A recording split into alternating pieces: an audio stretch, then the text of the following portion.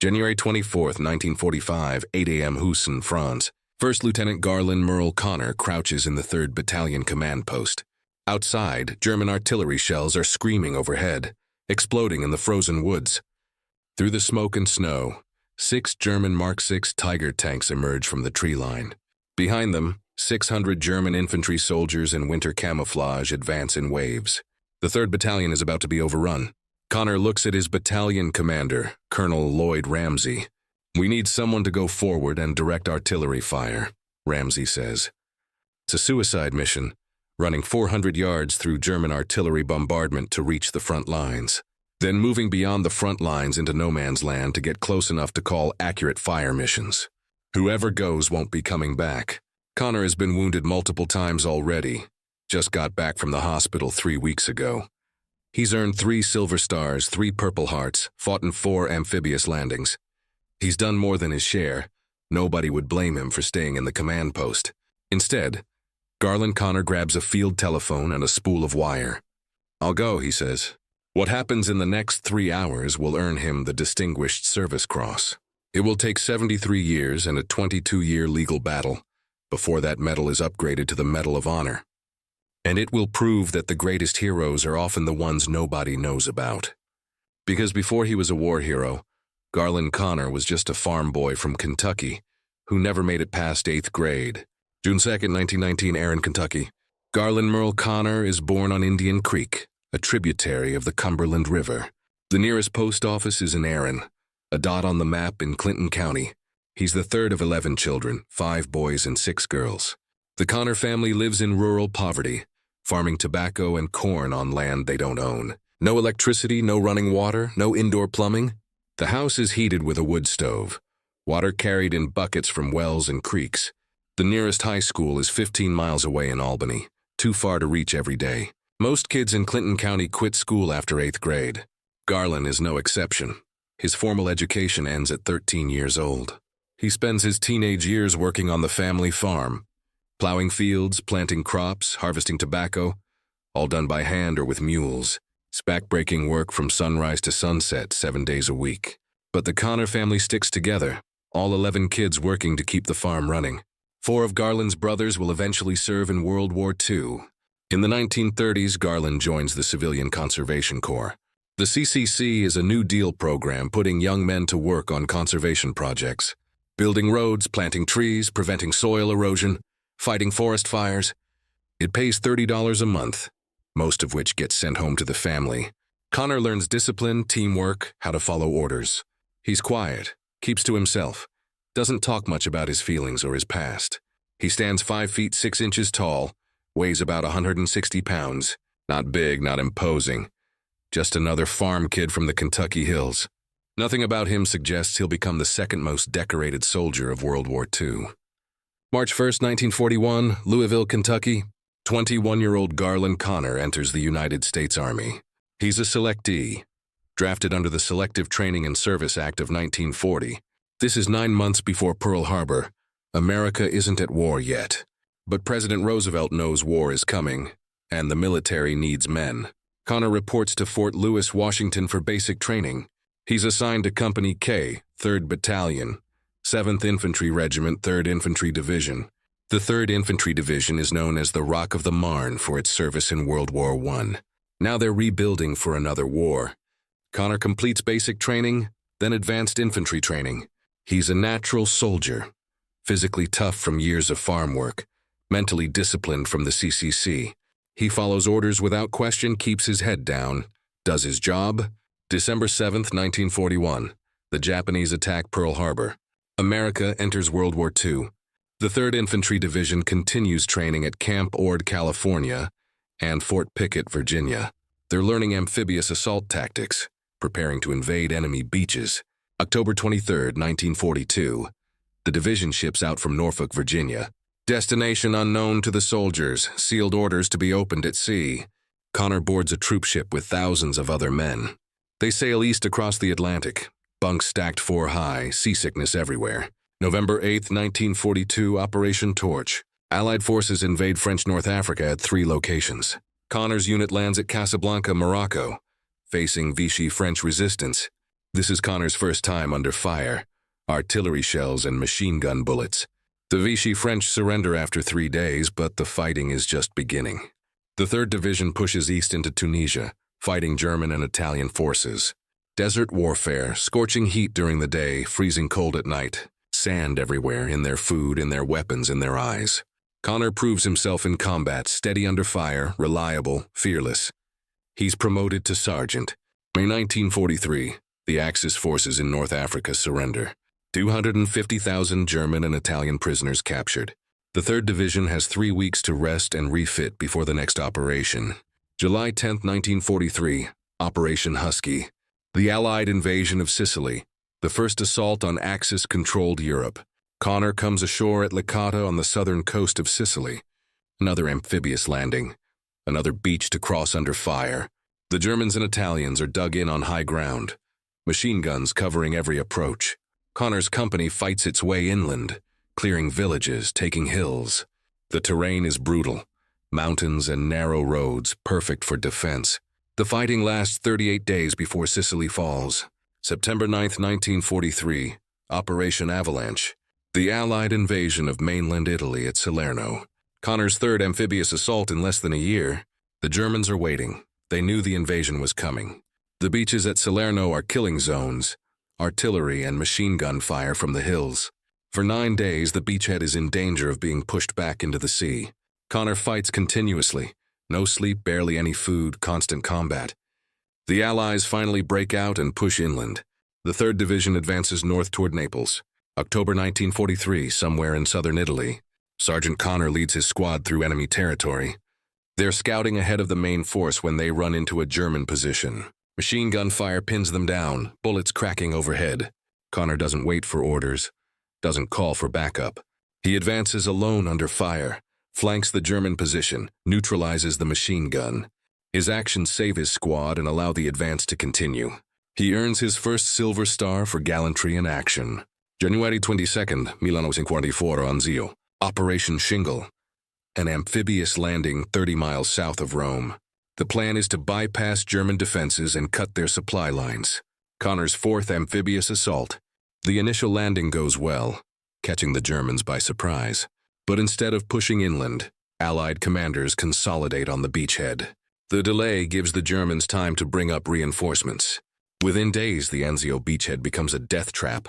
The Germans surround the Allies on 3 sides, artillery raining down constantly. There's nowhere to hide. The beachhead is only 7 miles deep and 15 miles wide. Every position is under observation. Every movement draws fire. The siege lasts 4 months, some of the most brutal fighting of the Italian campaign. January 30th, 1944. The Germans launch a massive counterattack against the Anzio beachhead. They're trying to drive the Allies back into the sea. Connor's company is hit hard, men falling everywhere. One of his close friends, Private First Class Gordon Roberts, is wounded. Connor runs through intense fire, picks up Roberts, carries him to a medical aid station. Roberts dies the next day, January 31st, 1944. Connor will remember this moment for the rest of his life. 52 years later, when Gordon Roberts' nephew comes looking for information, Connor will weep telling the story. For his actions at Anzio, Connor earns his 2nd Silver Star.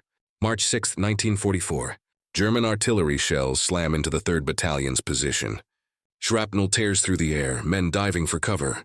Connor is hit, metal fragments tearing into his body. His first Purple Heart? He's evacuated to a field hospital. Treated, sent to a rear area to recover. Most soldiers would stay there as long as possible, maybe catch a medical discharge. Connor checks himself out early and returns to his unit. May 23, 1944. The Allies finally break out of the Anzio beachhead. June 4, 1944, Rome falls. The 3rd Division is pulled out of the line, sent to Naples for rest and refitting. They've been in continuous combat for nearly 2 years. August 15, 1944, Operation Dragoon. The Allied invasion of southern France. Connor's 5th amphibious assault. His 4th beach landing under fire. The 3rd Division comes ashore near Saint-Tropez. German resistance is lighter than expected. The defenders are spread thin. The Allies push inland rapidly, racing up the Rhone River Valley. Connor is now a technical sergeant, leading larger groups of men. His superiors notice his calm under fire, his ability to think clearly in combat. He doesn't panic, doesn't freeze, just does what needs to be done. August 1944, Connor is wounded again. Second Purple Heart. He refuses evacuation, stays with his unit. September 11th, 1944, somewhere in northeastern France. Connor's company is ordered to capture a road junction north of a French village. The Germans hold the junction with machine guns and artillery. Enemy shells start falling. Devastating fire, men dropping all around. Shells burst within 10 yards of Connor. Shrapnel hits 6 men, then 3 more. The attack stalls, soldiers taking cover, pinned down. Connor stands up in the middle of the bombardment and starts moving forward. He advances 300 yards toward the enemy position, shells exploding around him. His fearless leadership inspires his platoon to follow. They take the road junction, the German defenders retreat. Connor earns his 3rd Silver Star. September 1944, wounded again. 3rd Purple Heart. By now, Connor has been in combat for 2 years straight. Most soldiers rotate out after a year, get sent to rear areas or back to the States. Connor keeps fighting. He's seen as essential to his unit's survival. His battalion commander, Colonel Lloyd Ramsey, later says Connor is the best combat soldier he ever saw. No words can express the outstanding leadership qualities that Lieutenant Connor had, always willing to do more than his part. October 1944, the Army recognizes Connor's leadership abilities. He receives a battlefield commission, promoted from technical sergeant to 2nd lieutenant. This is extraordinary. Most officers come from West Point or officer candidate school. Connor has an 8th grade education, but he's proven himself in combat. He's assigned as the intelligence officer for the 3rd Battalion, 7th Infantry, the S2, responsible for gathering information about enemy positions and movements. December 1944, the Germans launched their last major offensive in the West. The Battle of the Bulge in the Ardennes Forest gets all the attention. But the Germans also attack in Alsace-Lorraine, Operation Nordwind. The 3rd Division is fighting in eastern France near the Rhine River. The Germans still hold the Colmar Pocket, a bulge west of the Rhine. Allied command orders the 3rd Division to help eliminate the pocket. January 1945, the weather is brutal. Snow, ice, temperatures well below freezing. The ground is frozen solid, soldiers can't dig proper foxholes. Frostbite and trench foot are as dangerous as German bullets.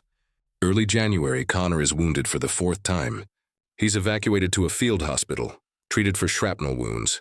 The doctors tell him to stay in the hospital, let the wounds heal properly. Connor slips away and returns to his battalion.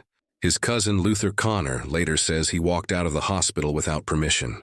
January 20th, 1945, the 7th Infantry Regiment begins Operation Grand Slam. The objective is to capture several villages near Hausen and eliminate German positions. The fighting is vicious, house-to-house combat in frozen villages. January 23rd, American forces capture woods near Hausen and Riedveer. The Germans counterattack with 10 tanks and hundreds of infantry. The American unit is decimated, forced to withdraw. The 3rd Battalion, 7th Infantry is ordered to retake the same ground. They advance into the woods and dig in, waiting for the inevitable German counterattack. January 24th, 1945, 8 a.m. First Lieutenant Garlin Connor is in the 3rd Battalion command post. He's been back from the hospital for less than 3 weeks. His wounds aren't fully healed, but he's the battalion intelligence officer. They need him. German artillery opens up, shells screaming into the American positions. Trees explode, splinters flying like daggers, the ground shaking with each impact. Reports start coming in from the front lines. Tanks, 6 of them. Mark 6 Tigers, the most feared German tank. Behind them, infantry, hundreds of them, maybe 600. The Germans are launching a full-scale counterattack. Colonel Ramsey looks at his officers. We need someone forward to direct artillery fire. Someone who can see the enemy and call in accurate coordinates. The command post is too far back, they're firing blind. Without a forward observer, the battalion will be overrun. The mission is simple. Run 400 yards through German artillery fire to reach the front lines. Then move beyond the front lines into no man's land to get an unobstructed view of the German advance. Stay there under constant enemy fire and direct American artillery until the attack is broken. It's suicide. Garlin Connor volunteers. He grabs a field telephone and a heavy spool of communication wire. Another soldier, Robert Doodle, volunteers to go with him. They'll run the wire as they advance so Connor can stay in contact with the command post. Connor and Doodle leave the relative safety of the command post and head toward the sound of the guns. German artillery is falling everywhere, shells exploding in the trees above them. Tree bursts are deadly, shrapnel raining down from above with nowhere to hide. Trees are being destroyed in their path, massive trunks shattered like toothpicks. Shrapnel screams past their heads, hot metal fragments tearing through the frozen air. They run 300 yards, then 350, then 400. They reach the front lines, American soldiers in shallow fighting positions. The ground is too frozen to dig proper foxholes. Men are lying behind logs and in shallow depressions. Connor doesn't stop at the front line. He keeps moving forward, beyond the American positions, into no man's land. He finds a shallow irrigation ditch, maybe a foot deep, running perpendicular to the German advance. It's the best cover available, which is to say almost no cover at all.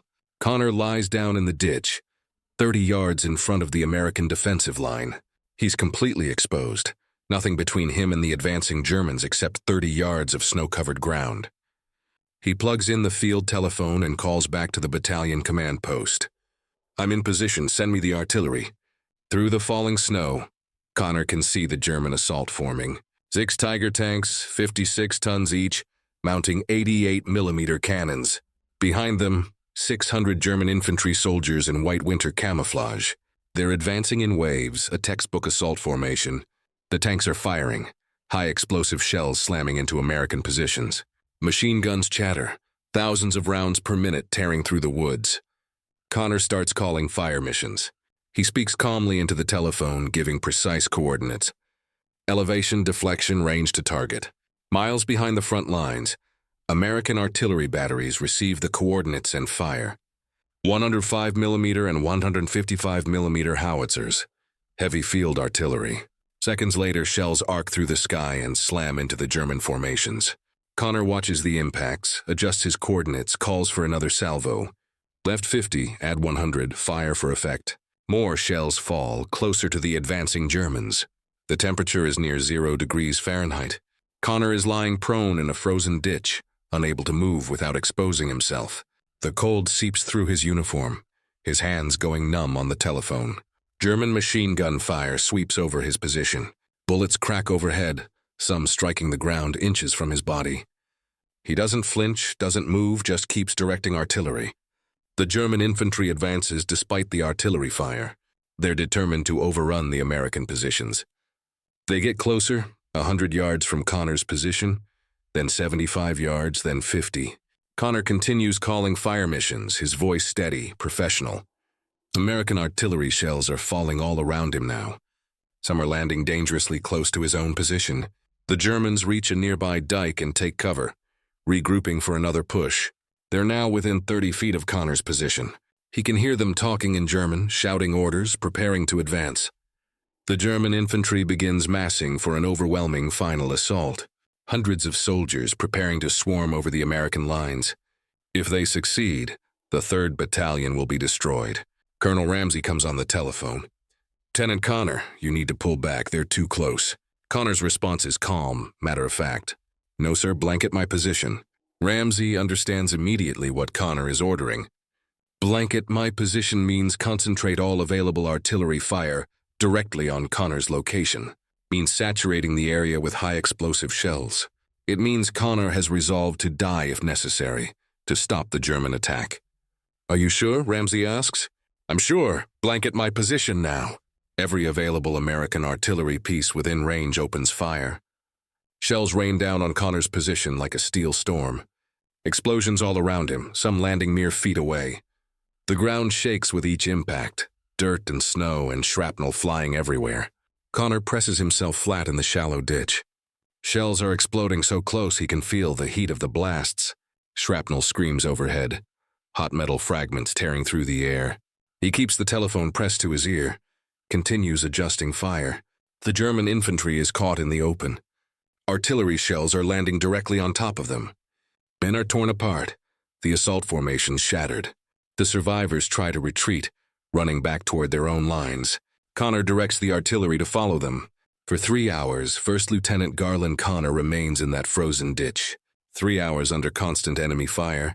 3 hours with German soldiers coming within 5 yards of his position. 3 hours calling American artillery fire onto his own location. He never moves, never retreats, never stops directing fire. Finally, the German attack breaks. The surviving infantry retreat, the tanks pull back, the 3rd Battalion's position holds. Connor climbs out of the ditch and walks back to American lines. Robert Dutel, who ran the wire with him, has been wounded during the barrage. Connor is unscathed, not a single wound from 3 hours in hell. Later assessment shows Connor's artillery direction killed approximately 50 German soldiers. Another 100 were wounded. The German counterattack, which could have destroyed the 3rd Battalion, has been completely broken. American casualties are minimal, the defensive line holds. Lieutenant Harold Wigetman, a member of the 3rd Battalion, later says Connor saved the entire battalion. Colonel Lloyd Ramsey immediately recommends Connor for the Medal of Honor. He writes in his recommendation, "There is no doubt that Lieutenant Connor should have been awarded the Medal of Honor for his actions. One of the most disappointing regrets of my career is not having the Medal of Honor awarded to the most outstanding soldier I've ever had the privilege of commanding." February 3, 1945. 10 days after his Medal of Honor action, Connor is still fighting. Near another French village, a rifle company is badly battered and disorganized. Connor assumes command and leads them in an assault over 200 yards of fire-swept ground. Bullets barely miss him as he dashes forward with grim ferocity. He closes to hand-to-hand combat. His assault kills 12 Germans and captures 75 more. He earns his 4th Silver Star. February 10, 1945, Colmar. Lieutenant General Alexander Patch, commander of the 7th Army, presents Connor with the Distinguished Service Cross. Second only to the Medal of Honor, the DSC recognizes his actions on January 24th. The Medal of Honor recommendation has been downgraded somewhere up the chain of command. Nobody knows why. The paperwork gets lost or ignored. Connor doesn't complain, doesn't make a fuss, just accepts the medal and goes back to work. March 1945, Connor is wounded again. His 4th, 5th, 6th, or 7th Purple Heart. He can't remember anymore. He's been wounded so many times his body is covered in scars. This time, the wounds are serious enough that the Army sends him home. 28 consecutive months in combat, the longest combat deployment of any American soldier in the European theater. 10 major campaigns: North Africa, Sicily, Salerno, Anzio, southern France, Alsace. 4 amphibious assault landings. 4 Silver Stars, 4 Bronze Stars, 7 Purple Hearts. Distinguished Service Cross, French Croix de Guerre. Garlin Murl Connor is the 2nd most decorated soldier of World War II. Only Audie Murphy, who served in the same division, earned more decorations. June 22, 1945. Connor is honorably discharged from the United States Army. May 1945, Albany, Kentucky. The local American Legion post organizes a parade to welcome home their war hero. People come from surrounding counties, some by wagon, some by car, some on foot. Sergeant Alvin C. York, the most famous Medal of Honor recipient from World War I, is there to speak. York is from nearby Pall Mall, Tennessee, another mountain boy who became a war hero. In the crowd is 18-year-old Pauline Wells.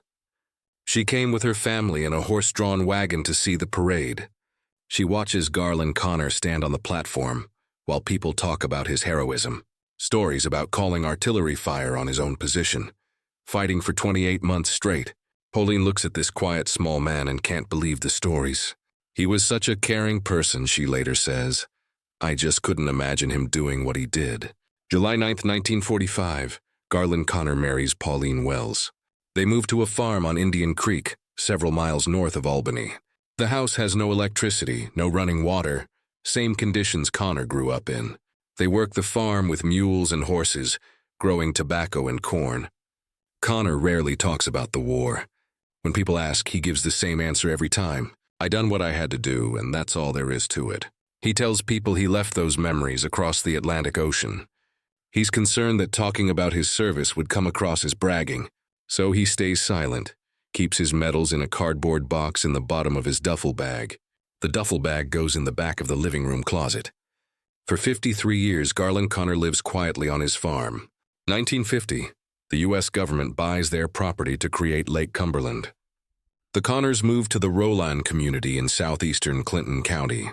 They have 1 son, Paul, 1 grandson, 3 granddaughters. Connor continues farming, serves as president of the Clinton County Farm Bureau for 17 years. He's active in veterans organizations, the Paralyzed Veterans of America, Disabled American Veterans. He travels to nearby VA hospitals to visit wounded veterans, but he never talks about his own service. Pauline learns more about what her husband did in the Army from other people than from him. He was very private with his military record, she says. He didn't discuss it very much.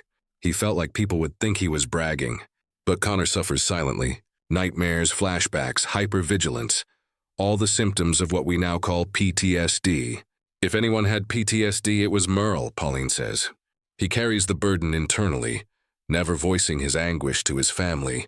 November 5, 1998, Albany, Kentucky. Garlin Murl Connor dies at age 79. He's buried at Memorial Hill Cemetery in Albany. His obituary mentions his military service, lists some of his decorations. Most people in Clinton County know he was a veteran. Some know he was decorated. Very few know the full story. 1996, 2 years before Connor's death.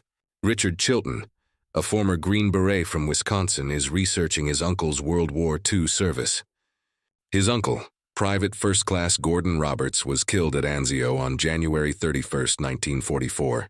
Chilton discovers that Roberts served in Company K, 3rd Battalion, 7th Infantry, the same unit as Garlin Connor. Chilton contacts the Connors, asking if Garlin remembers Gordon Roberts. Connor remembers he was there when Roberts was wounded. He carried Roberts to the aid station under fire. Talking about it 52 years later, Connor begins to weep. Pauline suggests Chilton look through her husband's old war records for information about Roberts. She brings out the weathered military green duffel bag from the living room closet. Inside is a cardboard box containing paperwork, records, and medals. Chilton starts reading through the citations. 4 silver stars, 4 bronze stars, 7 Purple Hearts, Distinguished Service Cross French Croix de Guerre, 10 major campaigns, 28 consecutive months in combat. The citation for the Distinguished Service Cross describes calling artillery fire on his own position. Chilton is stunned. "My God," he says to Pauline, "this man should have been awarded the Medal of Honor." Chilton asks permission to pursue an upgrade of the Distinguished Service Cross to the Medal of Honor. The Connors agree, though Garlin is hesitant. He doesn't want the attention. 1997, Chilton submits the application to the Army Board for correction of military records. The board rejects it. Too much time has passed. 2000, an appeal is also rejected. November 5, 1998, Connor dies without receiving the Medal of Honor. But the fight doesn't end. Walton R. Chip Haddocks of Albany, Kentucky, knew Connor for years but knew nothing of his Army record. In 2000, Louisville Courier-Journal columnist Byron Crawford writes about Chilton's efforts. Haddocks reads the article and is shocked. This quiet farmer was a war hero? Haddocks picks up where Chilton left off. 2008, Pauline Connor collects 3 eyewitness accounts of her husband's actions on January 24, 1945. She resubmits the case to the Army Board for correction of military records. Nothing happens. Support grows from lawmakers, veterans, historians, and authors. March 2014, a Kentucky district court rules that Pauline submitted the case 2 years after the statute of limitations expired. The case goes back to the Army Board. 2015, the board goes against the advice of its staff and the judge. They vote unanimously that sworn statements from those who served with Connor are sufficient to warrant a recommendation. The Army Board for Correction of Military Records officially recommends Connor for the Medal of Honor. 2017, the National Defense Authorization Act for fiscal year 2018 includes an amendment. It waives the time limit to award the Medal of Honor to First Lieutenant Garlin Murl Connor. March 29, 2018, the White House announces President Trump will award the Medal of Honor to Connor. Pauline Connor, now 89 years old, is at her home in Clinton County. She's told she'll receive an important phone call about the matter at 11 a.m. on a Friday. She gathers family members to her home in case the call is real. She thinks it might be a scam. The phone rings at 11 a.m. A voice announces she's being connected to the President of the United States. President Donald Trump comes on the line. "You sound just like an old country girl," Trump says. He confirms what Pauline has been waiting 22 years to hear. Her late husband, First Lieutenant Garlin Connor, will receive the Medal of Honor. June 26, 2018, the White House, Washington, D.C. The East Room is filled with military leaders, veterans, members of Congress. Pauline Connor, wearing her best dress, walks to the front of the room with her son, Paul. President Trump reads the citation. First Lieutenant Garlin M. Connor distinguished himself by acts of gallantry and intrepidity. On the morning of January 24, 1945, near the town of Husson, France. The citation describes everything: the 400-yard run through artillery fire, the shallow ditch calling fire on his own position. By his heroism and disregard for his own life, Lieutenant Connor stopped the enemy advance. President Trump places the Medal of Honor around Pauline's neck. She will wear it on behalf of her husband. Today we pay tribute to this Kentucky farm boy who stared down evil with the strength of a warrior and the heart of a true hero, Trump says. Lieutenant Garlin Murl Connor was indeed a giant. In his daring, his devotion, and his duty, he was larger than life. He will never, ever be forgotten. Pauline Connor speaks to reporters after the ceremony. He would feel highly honored, she says. I just wish he was here to get it. He earned it. He's the one who earned it. I just wish so badly he was here, that they had done it when he was here. June 27, 2018, the Pentagon. The Hall of Heroes induction ceremony. Pauline Connor is presented with the Medal of Honor flag.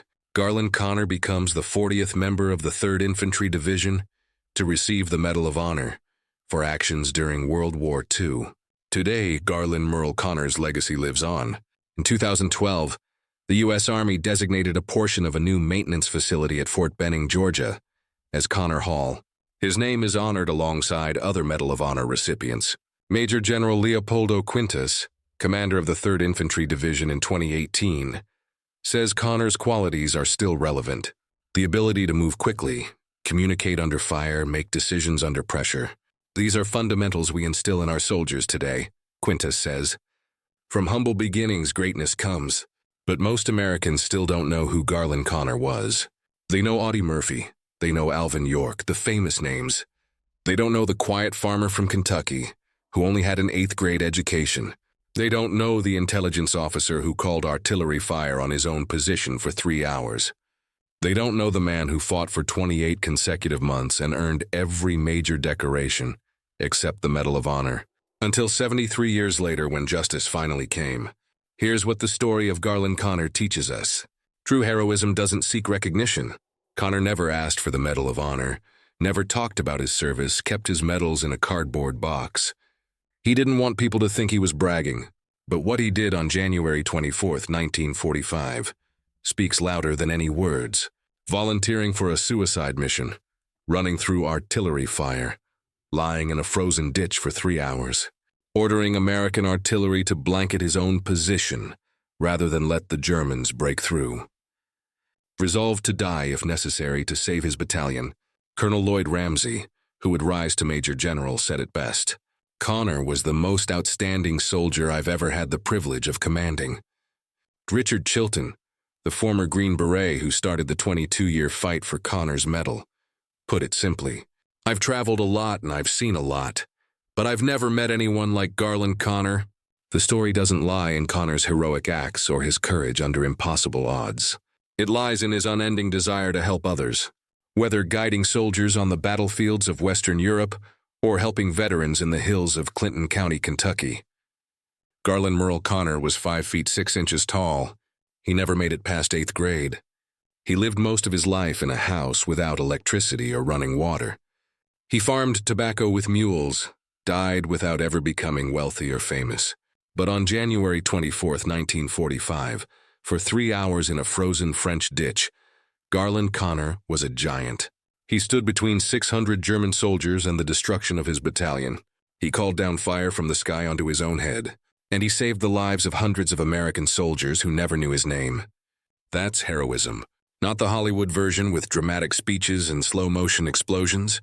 The real version, lying in the snow, cold and scared, doing what needs to be done because someone has to do it. Garlin Murl Connor is buried at Memorial Hill Cemetery in Albany, Kentucky. His widow Pauline died in 2020 at age 93. She never stopped fighting for her husband's recognition. 22 years of appeals and legal battles. She lived long enough to see him honored. The Medal of Honor that Garlin Connor earned in 1945 finally came home in 2018, 73 years late but not forgotten. Because some acts of valor are so extraordinary they can't be hidden forever. Some heroes are so selfless they never ask for recognition. But eventually the truth comes out.